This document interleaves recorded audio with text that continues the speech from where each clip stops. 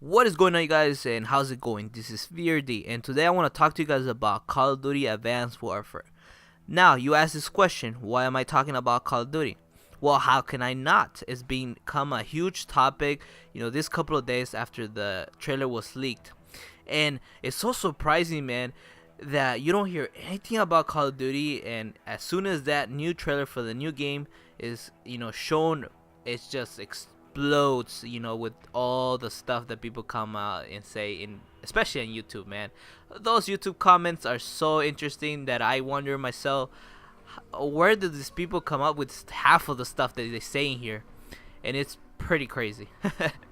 But it's been mostly negative stuff. But I want to say something positive about the trailer. I really like that they, are gonna be using Kevin Spacey as the main voice actor in the game.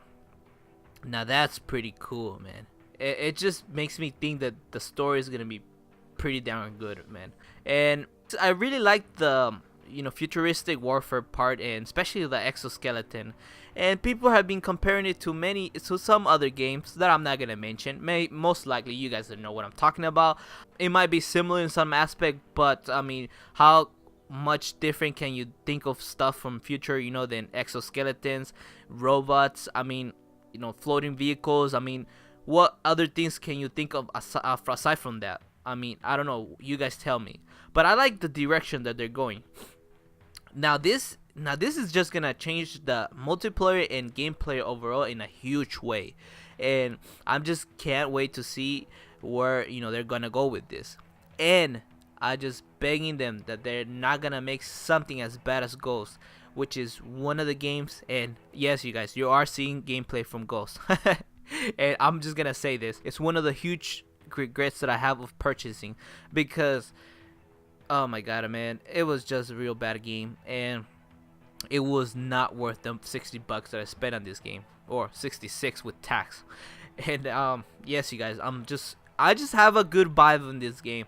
I'm not gonna be one of those people that are always just talking about negative things after negative things without giving a game a chance. Now I'm just gonna be super careful with this game before I buy it this time, because I want to see some gameplay before the game comes out. I want to see how they're gonna incorporate vehicles, if they are gonna add vehicles in the multiplayer. But if they are gonna be in the multiplayer, I want to see how all of this ties in together, and if it's gonna work. Because I'm not just gonna spend my money without thinking this time. I'm gonna put some thought in it, and keep my $66 in my pocket for something else. Now we know that Sledgehammers is gonna be the ones developing for the PS4, Xbox One, and the PC, but they're not developing for the PS3 and the Xbox 360. Now this doesn't mean that they're not gonna make the PS3 and the Xbox 360. I mean, obviously, if they did, then they will not get any. They will be missing a lot of money in there. And there's another issue about the Wii U, that they really haven't said anything about if they're gonna release it or not. Man, poor Wii U, man. Nintendo is. I'm not even gonna touch there, you guys. Let's just move on to the topic at hand.